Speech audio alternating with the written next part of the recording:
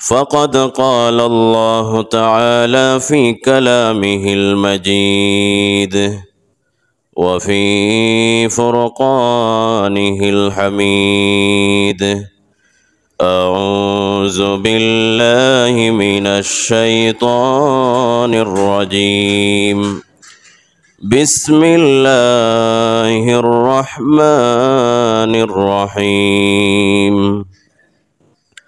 ولولا دفع الله الناس بعضهم ببعض لفسدت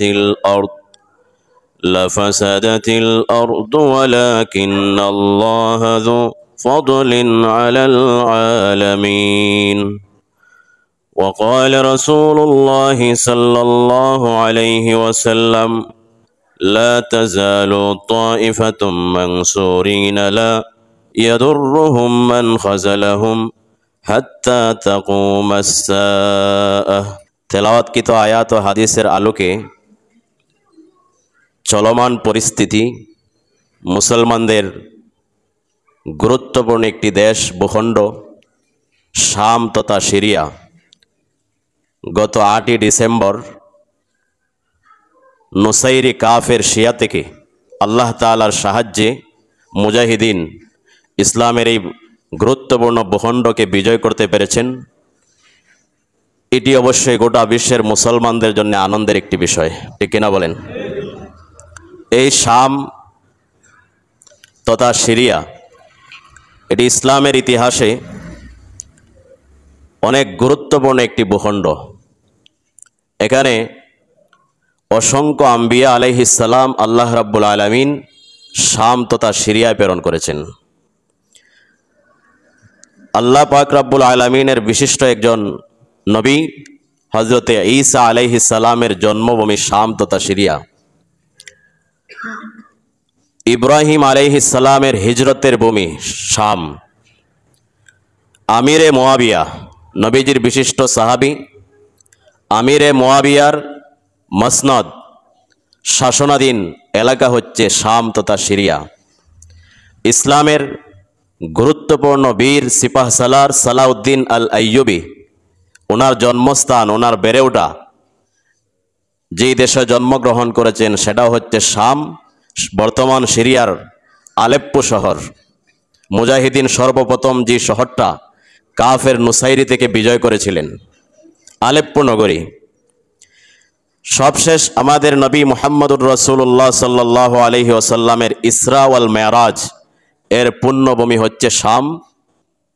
সব মিলিয়ে আরও অনেক দিক থেকে শাম দেশ, সিরিয়া দেশ অনেক গুরুত্বপূর্ণ ভূমিকা রাখে ইসলাম ও মুসলমানদের জন্যে। এবং এই শাম সম্পর্কে আল্লাহর রাসূল মুহাম্মদুর রাসূলুল্লাহ সাল্লাল্লাহু আলাইহি ওয়াসাল্লাম অসংখ্য হাদিস বলেছেন শামের শ্রেষ্ঠত্ব নিয়ে, এবং কিয়ামতের আগ মুহূর্তে অনেক ঘটনা সংঘটিত হবে শাম তথা সিরিয়ায়। এ সম্পর্কে নবীজি মুহাম্মদ সাল্লাম অসংখ্য সহিহ হাদিস বর্ণনা করেছেন।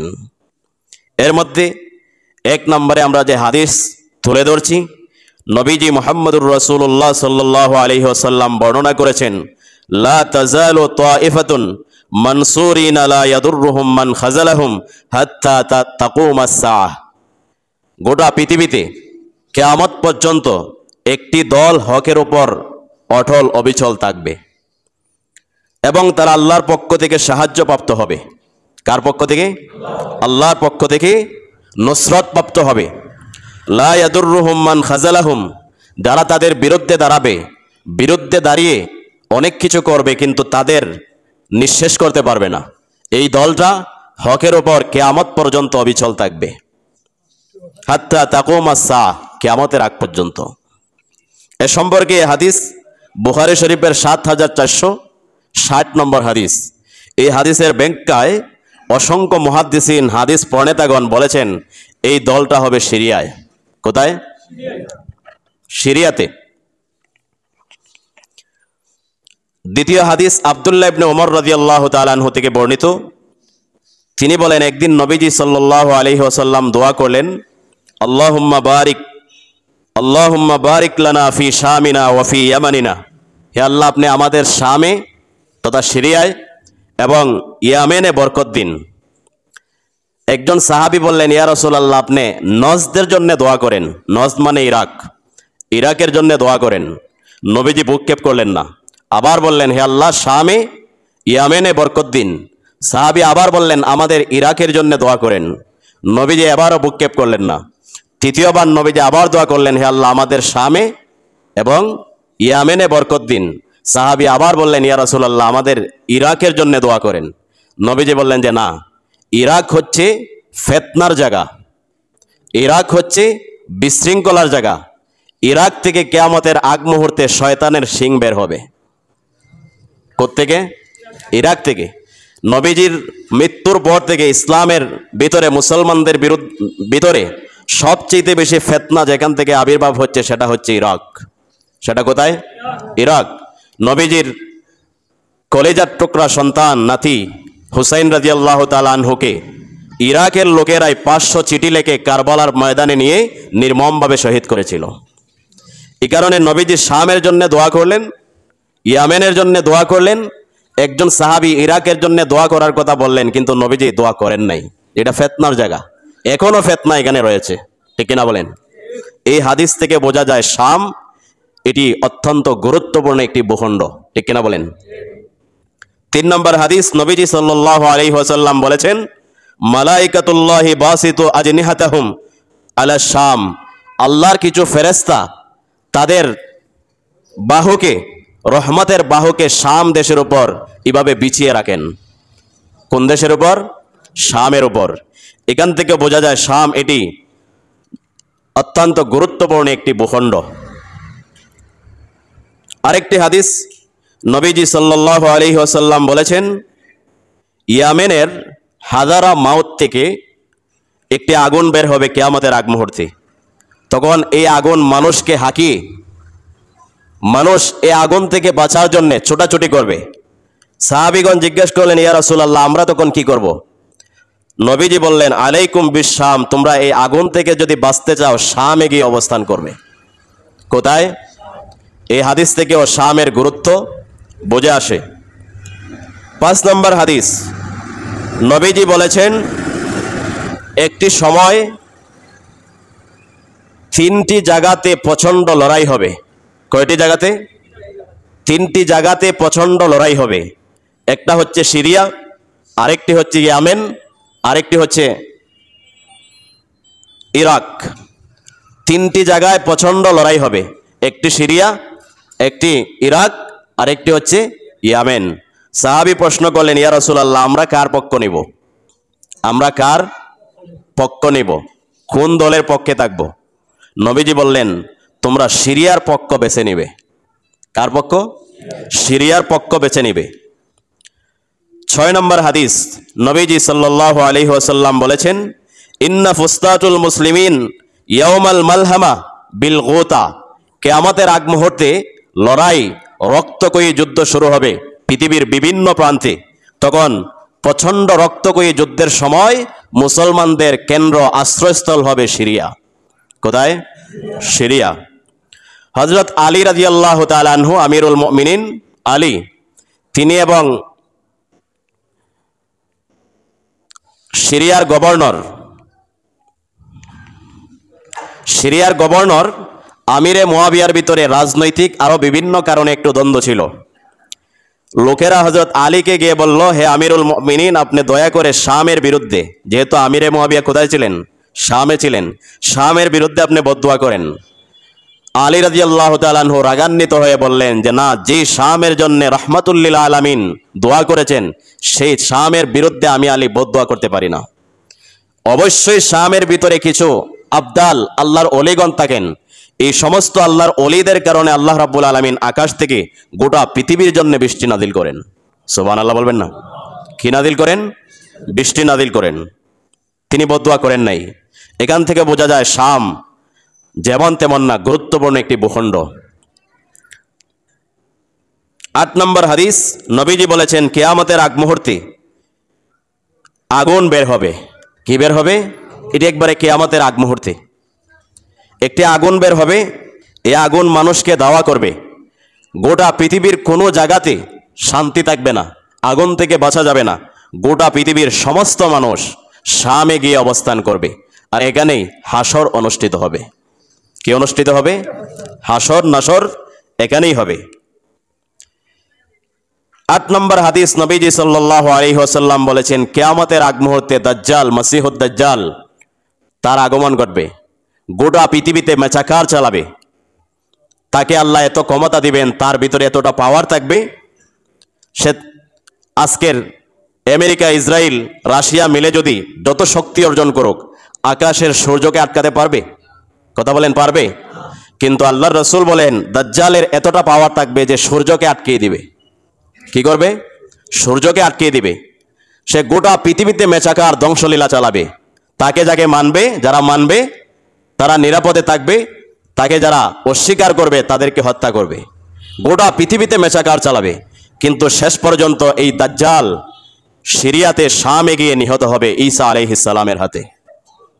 নবীজি বলেছেন, ফায়ানজিলু ঈসা ইবনে মারইয়াম, ঈসা ইবনে মারইয়াম আলাইহিস সালাম নাজিল হবেন ইনদাল মানারাতিল বাইদা, সিরিয়ার দামেস্কের সাদা মিনার থেকে ঈসা আলাইহিস সালাম অবতরণ করবেন। নবীজি যখন সিরিয়ার দামেস্কের সাদা মিনারের কথা বলছেন, তখন 1400 বছর আগে এই মসজিদের কালার ছিল সবুজ। সবুজ কালার থাকতে নবীজি বলেছেন সাদা মিনার, সাদা মসজিদ। বর্তমানে তত্ত্ব নিয়ে দেখেন মসজিদের কালার অলরেডি সাদা হয়ে গেছে। কি হয়ে গেছে? সাদা হয়ে গেছে। তো নবীজি বলছেন, এখান থেকে ঈসা আলাইহিস সালাম নামবেন, নামার পরে ফায়াকতুলহু, দাজ্জালকে হত্যা করবেন, বিবাবে লোত, সিরিয়ার বাবে লোত নামক স্থানে দাজ্জালকে হত্যা করবেন। তো যে দাজ্জাল গোটা পৃথিবীতে মেচাকার চালাবে, গোটা পৃথিবীতে ধ্বংসলীলা চালাবে, কেউ তাকে প্রতিহত করতে পারবে না, কোনো ভূখণ্ড তাকে আটকাতে পারবে না। এই দাজ্জালের মতো পরাশক্তি যেখানে গিয়ে ধ্বংস হবে, এই ভূখণ্ডের নাম শাম তথা সিরিয়া। এই হাদিস থেকে বোঝা যায় শাম অত্যন্ত গুরুত্বপূর্ণ একটি ভূখণ্ড, ঠিক কিনা বলেন? আরেকটি ঘটনা, এটা কোনো হাদিস না, ইতিহাসের একটি খণ্ডচিত্র। তাতারি, পৃথিবীতে একটা জালেম সম্প্রদায়ের আবির্ভাব হয়েছিল, তাদেরকে বলা হয়তো তাতারি। কি বলা হয়তো? তাতারি। তারাও গোটা পৃথিবীতে মেচাকার চালিয়েছিল, অসংখ্য মুসলমানকে হত্যা করেছিল। বিশেষ করে ইরাকের বাগদাদে তারা গিয়ে ঢুকে বিজয়ী বেশে, কেউ তাদেরকে প্রতিহত করতে পারে নাই। বাগদাদে ঢোকার পরে তাতারিরা প্রায় 18.5 লক্ষ মুসলমানকে হত্যা করেছিল। কত? 18.5 লক্ষ মুসলমানকে হত্যা করেছিল। বাগদাদের রাস্তাগুলা রক্তের স্রোত বয়ে গিয়েছিল। গোটা পৃথিবীতে তারা মেচাকার চালিয়েছিল। কিন্তু এই তাতারিরা ইরাক বিজয় করে, এই বাগদাদ ধ্বংস করে তারা যখন শামের দিকে আগায়, শামের পক্ষ থেকে কিছু মুজাহিদিন তাতারিদের বিরুদ্ধে অবস্থান নেন। আইন জালত নামে একটি যুদ্ধ সংগঠিত হয় শামে। এই আইন জালতের যুদ্ধে তাতারিদেরকে এমনভাবে মুজাহিদিন ধ্বংস করেন, ইতিহাস থেকে তারা হারিয়ে যায়। তো তাতারি যারা 18 লক্ষ মুসলমানকে বাগদাদে হত্যা করেছে, এরকম পরাশক্তি তাতারি যাদের বিরুদ্ধে কেউ দাঁড়াতে পারে নাই, তারাও ধ্বংস হয়েছে কোথায় গিয়ে? সিরিয়ায়, শামে। আরেকটি হাদিস, নবীজি সাল্লাল্লাহু আলাইহি ওয়াসাল্লাম তিনি বলেন, আমি ঘুমিয়েছিলাম, ঘুমের ভিতরে আমি স্বপ্নে দেখলাম কেউ আমার রুমে প্রবেশ করছে, আমার মাথার নিচ থেকে কোরআনকে ছিনিয়ে নিয়ে গেল। আমি যখন স্বপ্নে দেখলাম, স্বপ্নের ভিতরে যে আমার মাথার নিচ থেকে কিতাব কোরআনকে ছিনিয়ে নিয়ে যাওয়া হচ্ছে, আমি ঘুম থেকে জাগ্রত হলাম। স্বপ্নের ভিতরে এই কোরআন যে নিয়ে যাচ্ছে, আমি তার পিছনে পিছনে গেলাম। যাওয়ার পরে আমি দেখলাম যে কোরআনটা নিয়ে যাওয়া হচ্ছে শামে। কোথায়? শামে। এরপর নবীজি বলেন, আলা ইন্নাল ইমানা ইদা ওয়াকাতিল ফিতান বিশাম, যখন গোটা পৃথিবীতে ফিতনা ছড়িয়ে যাবে। কি ছড়িয়ে যাবে? ফিতনা ছড়িয়ে যাবে, বিশৃঙ্খলা দেখা দেবে, ইমান নেফাকে পরিবর্তন হয়ে যাবে। গোটা পৃথিবীতে ইমান থাকবে না, মুসলমান নামে থাকবে কিন্তু ভিতরে নেফাক, মুনাফিকি। এই পরিস্থিতি যখন হবে গোটা পৃথিবীতে, তখন একমাত্র ইমানওয়ালা পাওয়া যাবে শামে, সিরিয়াতে। সুবহানাল্লাহ। কোথায়? সিরিয়াতে। এই সমস্ত হাদিস সামনে যদি রাখা হয় এবং বর্তমান পরিস্থিতি যদি বোঝা যায়, তাহলে এটা আমরা বলতে পারি কিয়ামতের আগ মুহূর্তে মক্কা মদিনার চেয়েও ঘটনাবহুল স্থান হবে সিরিয়া। কোথায়? সিরিয়া, শাম। নবীজি সাল্লাল্লাহু আলাইহি ওয়াসাল্লাম আরেকটা হাদিসে বলছেন, শামের লোকেরা যখন খারাপ হয়ে যাবে, শামের মানুষ যখন খারাপ হয়ে যাবে, শামে যখন ফিতনা ছড়িয়ে যাবে, শামে যখন বিশৃঙ্খলা দেখা দিবে, গোটা পৃথিবীর কোনো মুসলমান আর শান্তিতে থাকতে পারবে না। শাম অস্থিতিশীল, সিরিয়ার ভূখণ্ড, সিরিয়ার মানুষ বিশৃঙ্খলায় নিমজ্জিত থাকবে যখন, ফিতনা ছড়িয়ে যাবে যখন, তখন গোটা পৃথিবীর কোনো মুসলমান আর শান্তি পাবে না। এর বাস্তবতা আছে না নাই? 2011 সাল থেকে শামের সমস্যা, সিরিয়াতে সমস্যা। অসংখ্য মুসলমানকে, প্রায় 5 লক্ষ মুসলমানকে হত্যা করা হচ্ছে। নুসাইরি কাফের বাশার আল আসাদ 5 লক্ষ মুসলমানকে হত্যা করেছে সিরিয়াতে।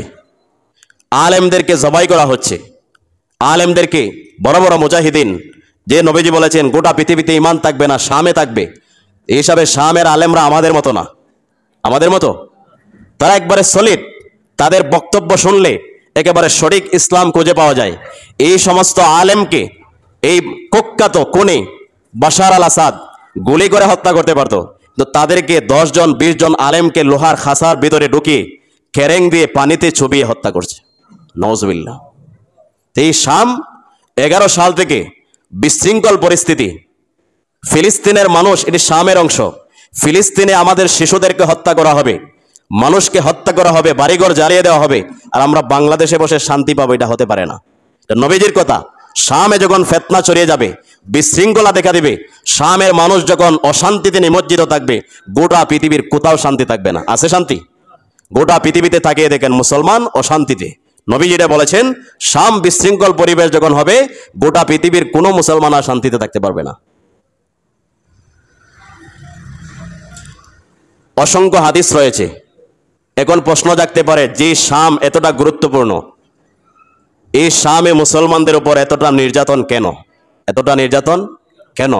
এর জবাব হচ্ছে, আল্লাহ রাব্বুল আলামিন যখন যাদেরকে পছন্দ করেন, যাদেরকে ভালোবাসেন, যাদের মাধ্যমে দ্বীনের খেদমত নেবেন, তাদেরকে প্রস্তুত করার জন্যে আল্লাহ রাব্বুল আলামিন কি করেন? পরীক্ষা নেন। কিনেন? তৈরি করেন। স্বর্ণ, এটি যখন দামি বস্তু, এটি যখন একজন সুন্দরী রূপসীর কানে গলাতে জ্বলবে, এর আগে তাকে পিটাইতে হয়। কি করতে হয়? আগুনে পোড়াইতে হয়। ঠিক তেমনিভাবে শাম, অসংখ্য হাদিস নবীজির এটা গুরুত্বপূর্ণ ভূখণ্ড, শামের মুসলমানরাও দামি। এরপরে তাদের উপরে তো নির্যাতন কেন? কিয়ামতের আগ মুহূর্তে আল্লাহ রাব্বুল আলামিন তাদের মাধ্যমে দ্বীনের বিশাল খেদমত নেবেন। এই কারণে তাদেরকে পুড়িয়ে তাদেরকে 1 নম্বর খাঁটি মুসলমান হিসাবে প্রস্তুত করতেছেন। ঠিক কিনা বলেন?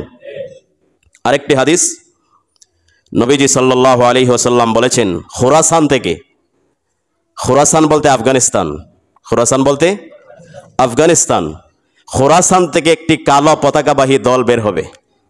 কি দল বের হবে? কালো পতাকাবাহী দল বের হবে। তারা এই পতাকা নিয়ে ইসলামকে আঁকড়ে ধরবে। শেষ পর্যন্ত এই পতাকা নিয়ে তারা শামে যাবে। শামের বাইতুল মাকদিস, জেরুজালেমে গিয়ে তাদের কালো পতাকাকে মাটিতে গেড়ে দিবে। আরো হাদিস নবীজি বলেছেন, এই দলের বিরুদ্ধেও বিরোধিতা করা হবে, অনেক ষড়যন্ত্র করা হবে।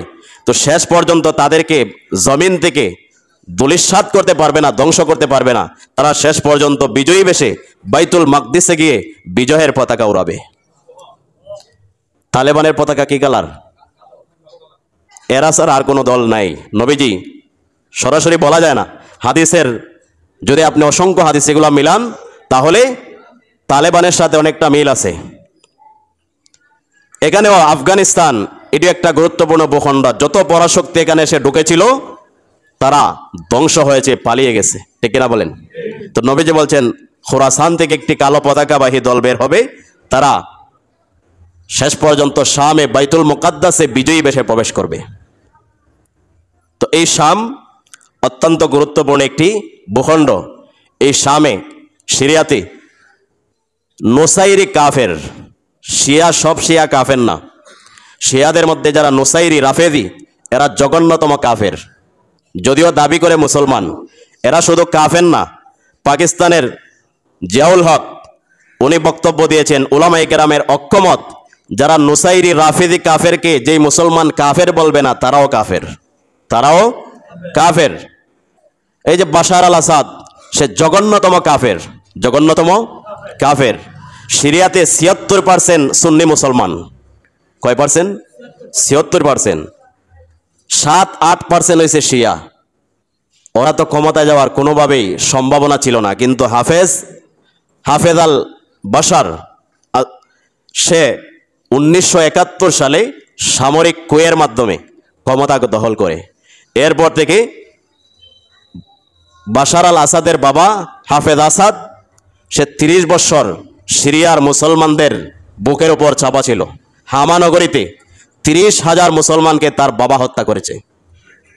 এরপরে 2000 সালে সে মারা গেলে তার ছেলে বাশার আল আসাদ ক্ষমতায় আরোহণ করে 2000 সাল থেকে 24-এর 8 ডিসেম্বর পর্যন্ত সব মিলে সিরিয়াতে 8.5 লক্ষ মুসলমানকে হত্যা করা হয়।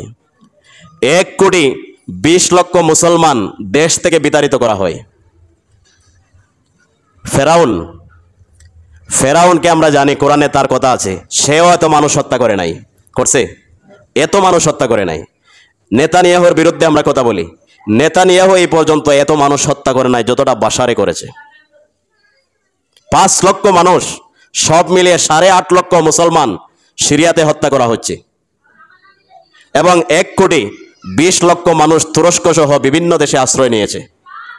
বলছিলাম আলেমদেরকে খাসার ভিতরে ঢুকে পানিতে চুবিয়ে হত্যা করা হচ্ছে। সিদনায়া কারাগার, এটি বিজয়ের পরে আবিষ্কার করা হচ্ছে। এটা উপরে 3 তলা, নিচে মাটির নিচে আরো 3 তলা, মাটির গভীরে 3 তলা। এর যে দরজাগুলা, রুমগুলা ম্যাপ বের করে করে বাইর করতে অনেক কঠিন। এক একটা মানুষকে একদম একজন মানুষের মতো একটা গর্ত করা হচ্ছে, নিচে বেরি পড়ানো পায়ে। 54 বৎসর যাবৎ এই গুহার ভিতরে। কত বৎসর? 54 বৎসর এই গুহার ভিতরে। খাবার দেওয়া হচ্ছে 5 দিয়ে, প্রস্রাব পায়খানা পরিষ্কার করা হচ্ছে 5 দিয়ে। একটা গুহার ভিতরে যদি একজন ব্যক্তি 54 বৎসর যাবৎ এভাবে থাকে, তার অবস্থা কি হবে? এইভাবে নির্যাতন করেছে, যেটা আমেরিকা, ইসরায়েল। আমরা আবু গারিব কারাগার শুনেছি 2001 সাল, 3 সালের দিকে ইরাকে আমেরিকার নেতৃত্বে। এটা নিয়ে গোটা পৃথিবী ধিক্কার জানিয়েছিল আমেরিকাকে। এই আবু গারিব কারাগারকে হার মানিয়েছে সিদনায়া কারাগার। এই বাশার আল আসাদ একজন ব্যক্তি, সুন্নি মুসলমান, বিমানের পাইলট। তাকে বলা হচ্ছে যে হামা নগরীতে, সিরিয়ার হামা নগরীতে মুসলমানদের উপর গিয়া বিদ্রোহীদের উপর বোমা হামলা করার জন্যে। তিনি শুধু বলেছিলেন এই বোমা মুসলমানদের উপর আমি ফেলতে পারবো না। এই অপরাধে তাকে জেলে ঢোকানো হচ্ছে। 40 বৎসর জেলে ছিলেন। কত বৎসর? 40 বৎসর। বাশারের বাবা ঢুকিয়েছিল, তিনি মুক্ত হয়েছেন। মুক্ত যখন করা হচ্ছে, মুজাহিদিন তাকে মুক্ত করছেন, তখন তিনি বলতেছেন যে ইরাক থেকে কি সাদ্দাম হোসেন আমাকে মুক্ত করার জন্য আসছেন? সাদ্দাম হোসেন মারা গেছে আজকে কত বৎসর। এর মানে পৃথিবীর কোনো নিউজ, কোনো আলো বাতাস তাদের কাছে 40 বৎসর পর্যন্ত পৌঁছে নাই। আরো কিছু বন্দীকে মুক্ত করা হচ্ছে, তারা বলতেছে যে বাশার কি, হাফেজ আসাদ কি মারা গেছে, অথচ তার বাপ মারা গেছে আজকে 24 বৎসর। সিরিয়ার মানুষ জানে না সিরিয়াতে কি হচ্ছে। প্রায় 3 লাখ মুসলমান বন্দী ছিলেন, তাদেরকে সবাইকে ছেড়ে দেওয়া হচ্ছে। এরকম জালেম ছিল বাশার আল আসাদ। বাশার আল আসাদ একজন যুবক, 20 বৎসর বয়সে 2011 সালে পরীক্ষা দিতে যাচ্ছে, নাম হচ্ছে আব্দুল ওয়াহাব দাদুস। তাকে হঠাৎ গুম করা হচ্ছে, এত বৎসর যাবৎ জেলে, এখন তাকে মুক্ত করা হচ্ছে। তার নাম কি সে সেটা ভুলে গেছে। কতটা নির্যাতন করা হচ্ছে, তার নিজের নাম সে ভুলে গেছে। এরপরে 16 সালের দিকে আমরা দেখেছি গোটা পৃথিবীর মানুষ এই দৃশ্য দেখে, কাফেররা পর্যন্ত কেঁদেছিল। 3 বৎসরের একটি ছেলে, নাম হচ্ছে আইনাল কুর্দি। নাম কি? আইনাল কুর্দি। বাশারের আক্রমণে তার জীবন, তার পরিবারের জীবন বাঁচানোর জন্য, স্ত্রীর সন্তানকে বাঁচানোর জন্য তার বাবা স্ত্রীর সন্তান নিয়ে সমুদ্রপথে পাড়ি দিচ্ছিলেন, তুরস্ক গিয়ে আশ্রয় নেবেন। হঠাৎ প্রচণ্ড ঢেউয়ের কারণে তাদের যে নৌকা ছিল সেটা ডুবে যায়। মা বাপ হয়তো বেঁচে ছিল। কয়েকদিন পরে সমুদ্রের তীরে আইনাল কুর্দি 3 বছরের ছেলে, তার লাশটা মুখ তুবড়ে পড়ে থাকে সমুদ্র কূলে। মৃত্যুর আগে এই ছেলেটা বলেছিল, আমি আল্লাহকে গিয়ে সব বলে দিব, আমি আল্লাহকে গিয়ে সব বলে দিব। এই ছবিটা দেখে, তার বক্তব্য দেখে গোটা পৃথিবী কেঁদেছিল। 2024-এর 8 ডিসেম্বর তার মামলা আল্লাহর আদালতে তোলা হচ্ছে। কোথায় তোলা হচ্ছে? তার এই মামলায় কুখ্যাত খুনি বাশার আল আসাদের মসনদ খান খান হয়ে গেছে। এটা তো দুনিয়ার বিচার। কিসের বিচার? দুনিয়ার বিচার। পরকালে রয়েছে ভয়ঙ্কর আযাব। মোট কথা হচ্ছে, সিরিয়াতে বা যে কোনো ভূখণ্ডে মুসলমান বিজয়ী হবে যদি আমার ভিতরে ঈমান থাকে, ইসলাম থাকে। অবশ্যই আমার ভিতরে আনন্দ থাকবে, ঠিক না বলেন? যদি আমার ভিতরে ঈমান থাকে, ঈমানের একটি শাখা হচ্ছে আল ওয়ালা ওয়াল বারা, আল্লাহর জন্য ভালোবাসা, আল্লাহর জন্য বিরোধিতা। আমাদেরকে অন ইসলামিক শক্তি পাশ্চাত্যগুলা আমাদেরকে কাটা তার দ্বারা আমাদেরকে ভাগ ভাগ করে দিচ্ছে, ঠিক কিনা বলেন? আমাদেরকে, আমাদের আইডি কার্ডে লেখা আছে জাতীয়তা বাংলাদেশি, পাকিস্তানের জনগণের আইডি কার্ডে দেখবেন জাতীয়তা পাকিস্তানি, ভারতের মুসলমানদের আইডি কার্ডে জাতীয়তা ইন্ডিয়া। এভাবে আমাদেরকে ভাগ করা হচ্ছে, কিন্তু আল্লাহ এবং আল্লাহ রাসূল আমাদেরকে এভাবে ভাগ করেন নাই। আমাদের আইডেন্টিটি হচ্ছে, জাতীয়তা হচ্ছে মুসলিম। আমাদের জাতীয়তা কি? মুসলিম। এভাবে যদি ভাগ করা হয়, আমি ভাগ করার পরে যেটা হবার হয়েছে, আজকে যদি আফগানিস্তানের মুসলমান আক্রান্ত হয়, বিপদগ্রস্ত হয়, আমাদের অনেক মুসলমানের হৃদয়ে আঘাত লাগে না। কারণ আমি জানি আমার জাতীয়তা, আমি বাংলাদেশি, আমার একটি কারাতার আছে, আমার একটা স্বাধীন সার্বভৌমত্ব আছে। আমার এখানে থেকে আফগানিস্তানের মুসলমান, সিরিয়ার মুসলমান আক্রান্ত হচ্ছে, আমার কি আসে যায়? ঠিক কিনা বলেন? কিন্তু ইসলাম নবী যে আমাদেরকে শিখাচ্ছেন যে না, মুসলমানদের জাতীয়তা ইসলাম, এটি কোনো কাটাতার দিয়ে আটকানো যাবে না। আমি যদি বাংলাদেশে অবস্থান করি, সিরিয়াতে একজন মুসলমান আক্রান্ত হচ্ছে, কাটাতার আমাকে আটকে রাখতে পারবে না। এই আফগানিস্তানের নিরীহ একজন মুসলমান নির্যাতিত হচ্ছে, তার নির্যাতনে আমার হৃদয়টা কেঁদে উঠবে, ঠিক কিনা বলেন? এই ঈমানের শাখা যদি আমার ভিতরে না থাকে, আপনার ভিতরে না থাকে, তাহলে ফিলিস্তিনে মুসলমান বিজয়ী হচ্ছে, আফগানিস্তানে মুসলমান বিজয়ী হচ্ছে, সিরিয়াতে মুসলমান বিজয়ী হচ্ছে, এই আনন্দ আপনি ফিল করতে পারবেন না। কারণ ঈমানের সমস্যা। কোথায় সমস্যা? ঈমানের সমস্যা। ঈমান যদি সঠিক থাকে, মুসলমানদের দুর্দিনে আপনার হৃদয় ব্যথিত হবে, মুসলমানদের বিজয়ে আপনার হৃদয় আনন্দিত হবে। এটা যদি না হয়, নিজেকে নিজে প্রশ্ন করেন, আপনার ঈমানের সমস্যা আছে, ঠিক কিনা বলেন? আরও কিছু বিষয়, যে সিরিয়াতে যে বিদ্রোহী দল যারা বিজয় করেছেন, অনেকে মিডিয়াতে, বাংলাদেশের মিডিয়ায় প্রকাশ করা হচ্ছে এরা আইএস সন্ত্রাসী। আবার অনেকে ভাবতেছে এটা আমেরিকা ইসরায়েলের চাল। আমাদের দেশ অধিকাংশ পত্রিকা মিডিয়াতে অনেকে এটা ভিউ কামাইবাল্লাই করে, আবার অনেক নিউজ ইরানের তেহরানের বিভিন্ন গণমাধ্যম থেকে সরাসরি কপি করে আমাদের দেশে বমি করা হয়। বাস্তবতা ভিন্ন। টিভির চ্যানেল দেখে, টিভিতে খবর দেখে আপনি সঠিক স্থানে পৌঁছতে পারবেন না। ভিতরের গভীরের খবর আপনাকে জানতে হবে, ঠিক কিনা বলেন? এসটিএস বা এই তাহরির আশ-শাম যারা এই আন্দোলনের নেতৃত্ব দিচ্ছেন, তাদের সাথে আইএসের কোনো সম্পর্ক নাই, বরঞ্চ আইএসের আক্রমণে তাদের অসংখ্য শহীদ হয়েছে। আইএসের সাথে তাদের কোনো সম্পর্ক নেই, এবং এই যুদ্ধের পিছনে আমেরিকা ইসরায়েলের কোনো চাল নেই। হ্যাঁ, তবে কিছুটা সহযোগিতা করেছেন তুরস্কের এরদোগান। মোট কথা হচ্ছে, এই যে বিজয় এবং আগে যে হাদিসগুলা বলা হচ্ছে, হাদিসের সাথে কিছুটা মিল আছে না নাই?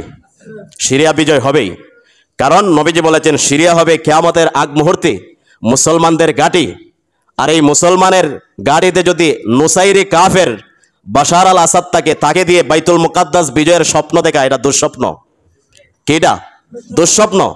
যে 5 লক্ষ 8 লক্ষ মুসলমানকে সিরিয়ায় হত্যা করেছে, সে ফিলিস্তিনের মুসলমানকে বাঁচাইবে, বাইতুল মুকাদ্দাস বিজয় করবে? এটা দুঃস্বপ্ন। ফিলিস্তিন যদি বিজয় করতে হয়, সিরিয়ার এটি একটি উন্মুক্ত ময়দান। সিরিয়াতে যেরকম সালাউদ্দিন আল আইয়ুবী সিরিয়া থেকে, আলেপ্পো থেকে গিয়ে বাইতুল মুকাদ্দাস জয় করেছিলেন, যেহেতু সিরিয়া বর্তমানে সুন্নি মুসলমানদের হাতে এসেছে, এখান থেকে সুদিনের আশা করা যায়। কোনো শিয়া কাফের এদের মাধ্যমে আপনাকে বিজয় আসবে, এটি দুঃস্বপ্ন। হ্যাঁ, ইরান হিজবুল্লাহ যেটা করতেছে এটা তাদের রাজনৈতিক কারণে, ধর্মীয় কারণে না। কারণ তারা ইহুদিদের চাইতে আমাদেরকে বেশি ঘৃণা করে। কথা কি বুঝাইতে পারছি? তারা ইহুদিদের চাইতে আমাদেরকে বেশি ঘৃণা করে। তারা আমাদেরকে যে সহযোগিতা করতে, হিজবুল্লাহ আক্রমণ করতেছে, এটা যতটা না ধর্মীয় তার চাইতে বেশি রাজনৈতিক। ফিলিস্তিনের বিজয় কোনো শিয়া নুসাইরি কাফের দিয়ে হবে না, সুন্নি মুসলমানের মাধ্যমে, সালাউদ্দিন আইয়ুবীর মাধ্যমে, দ্বিতীয় কোনো সালাউদ্দিন আইয়ুবী আল্লাহ পাক জন্ম দিবেন, তার মাধ্যমে বাইতুল মুকাদ্দাস বিজয়ী হবে। এই যে হাদিসগুলা বলা হচ্ছে, যেটা অতীত সম্পর্কে নবীজি বলেছেন, কিছু ভবিষ্যৎবাণীও নবীজি করেছেন। এই যে ভবিষ্যৎবাণী কিয়ামতের আগ মুহূর্তে এটা হবে, আমাদের ন্যূনতম কোনো সন্দেহ আছে? এটি হবেই, এটি হবে। আগামীকালকে সূর্য উঠবে, এটা মিথ্যা হতে পারে, কিন্তু নবীজি সাল্লাল্লাহু আলাইহি সাল্লাম যা বলেছেন তাতে মিথ্যা হওয়ার কোনো সম্ভাবনা আছে? নবীজি অসংখ্য ভবিষ্যৎবাণী করেছেন, যা করেছেন এটি বাস্তবে হয়েছে। ইদানিং ভারত আমাদের স্বাধীনতা সার্বভৌমত্বের বিরুদ্ধে অনেক কিছু করতেছে, ঠিক কিনা বলেন? অনেক কিছু করতেছে, দেখতেছেন। এই ভারত সম্পর্কেও নবীজি ভবিষ্যৎবাণী করেছেন। সুনানে নাসাই 3173 নম্বর হাদিস, নবীজি বলেছেন, আবু হুরায়রা থেকে বর্ণিত, তিনি বলেছেন, ওয়াদানা রাসূলুল্লাহ সাল্লাল্লাহু আলাইহি ওয়াসাল্লাম গাজওয়াতাল হিন্দ, আল্লাহর রাসূল আমাদেরকে ওয়াদা করেছেন। আবু হুরায়রা বলছেন নবীজি ওয়াদা করেছেন গাজওয়াতাল হিন্দ, গাজওয়াতুল হিন্দ যুদ্ধের। নবীজির সাহাবী আবু হুরায়রা বলেন, ফাইন আদরাকতুহা, আমি যদি হিন্দের বিরুদ্ধে, ভারতের বিরুদ্ধে এই যুদ্ধ আমি পেয়ে যাই, কে বলতেছেন? আবু হুরায়রা। আমি যদি পেয়ে যাই, উনফিক ফিহা নাফসি ওয়া মালি, আমার স্থাবর অস্থাবর সমস্ত সম্পদ আমি এই জিহাদে বিলিয়ে দিব, এমনকি আমার জানটা এই জিহাদে কোরবান করে দিব। এরপরে বলেছেন, ফাইন ওকতাল, আমি আবু হুরায়রা যদি গাজওয়াতুল হিন্দে, ভারতের বিরুদ্ধে যুদ্ধে আমি নিহত হই, শহীদ হই, তাহলে আফদালুস শুহাদা, আমি হব শ্রেষ্ঠ শহীদ, আমি হব শ্রেষ্ঠ শহীদ। ওয়া ইন আরজি, আর আমি যদি শহীদ না হই, ফিরে আসি, ফানা আবু হুরায়রাল মুহাররার, তাহলে আমি হব বিজয়ী, জাহান্নাম থেকে মুক্ত আবু হুরায়রা। মানে অসংখ্য হাদিসের ব্যাপারে। এই যুদ্ধে যারা অংশগ্রহণ করবে তাদের সামনের পিছনের সমস্ত গুনাহ আল্লাহ মাফ করে দিবেন। এবং যারা শহীদ হবে এই যুদ্ধে, 50 জন সাহাবী যারা বদরে, উহুদে, খন্দকে শহীদ হয়েছেন, তাদের 50 জন শহীদের সওয়াব একজনকে দেওয়া হবে। সন্দেহ আছে কোনো? এটি হবে। যতই লাফালাফি করুক, এদের পরাজয় হবেই হবে ইনশাল্লাহ। বিশ্বাস আছে? এটি হবে, কারণ নবীজি বলেছেন, পবিত্র জবানিতে এই কথা এসেছে। সামনে আসছে আমাদের বিজয় দিবস, 16ই ডিসেম্বর। আমরা মূলত, সংক্ষেপে বলি, মূলত বিজয়ী হয়েছি, স্বাধীনতা অর্জন করেছি, কিন্তু স্বাধীনতার যে মূল স্বাদ, এটি 53-54 বছরে আদৌ হয় নাই। হয়েছে? পাকিস্তানের হানাদার বাহিনী থেকে আমরা স্বাধীন হয়েছি, বাংলাদেশের আরেকটা রাজনৈতিক দলের প্রশ্রয়ে ভারতের দাসত্ব গোলামিতে আমরা ঢুকেছি, ঠিক না বলেন? আজকে আমাদের স্বাধীনভাবে বাংলাদেশে কিছু বলবেন, এটা এদের সহ্য হয় না। এটার নাম কি স্বাধীনতা? এখনো তাদের আধিপত্যের ভিতরে আমরা, মূল স্বাধীনতা এখনো অর্জন হয় নাই। 24-এ স্বৈরাচার বাগিয়ে অনেকে ভেবেছিলেন স্বাধীনতা অর্জন করেছি, তাও হয় নাই। আমরা অতীতে সমালোচনা করছি শেখ হাসিনা সরকারের, যে বাংলাদেশের সমস্ত ইলিশ মাছ ভারতে পাচার করা হয়, বাংলাদেশের মানুষ পায় না। তো ভেবেছিলাম যে অভ্যুত্থানের পর এটা পরিবর্তন হবে, কিন্তু শেখ হাসিনার আমলে যেটা পাঠানো হইতো এর চাইতে বেশি পাঠানো হচ্ছে এইবার তত্ত্বাবধায়ক সরকারের অধীনে। এটার নাম কি স্বাধীনতা? এর নাম স্বাধীনতা? আজও স্বাধীনতার স্বাদ আমরা গ্রহণ করতে পারি নাই। যতদিন পর্যন্ত এই ভূখণ্ডে প্রত্যেকটা মানুষ আমার মতো, আলেমদের মতো, যতদিন পর্যন্ত আমরা না বুঝবো এই ভূখণ্ডের মূল স্বাধীনতা, শান্তি যদি ফিরিয়ে আনতে হয়, তাহলে ইসলামী শাসনতন্ত্রের বিকল্প নাই, এটা যখন বুঝবো, এই দিকে যখন আমরা দাবিত হব, তখনই আমরা মূল স্বাধীনতার স্বাদ অনুভব করব। যাই হোক, যেভাবেই হোক, আমাদের স্বাধীন সার্বভৌমত্ব ভূখণ্ডকে আল্লাহ হেফাজত করুন বলে আমিন। যা কথা বলা হচ্ছে, আল্লাহ পাক রব্বুল আলামিন প্রত্যেকটি কথা বোঝার, আমল করার তৌফিক দান করুন বলে আমিন। ওয়া আখিরু দাওয়ানা আলহামদুলিল্লাহি রাব্বিল আলামিন।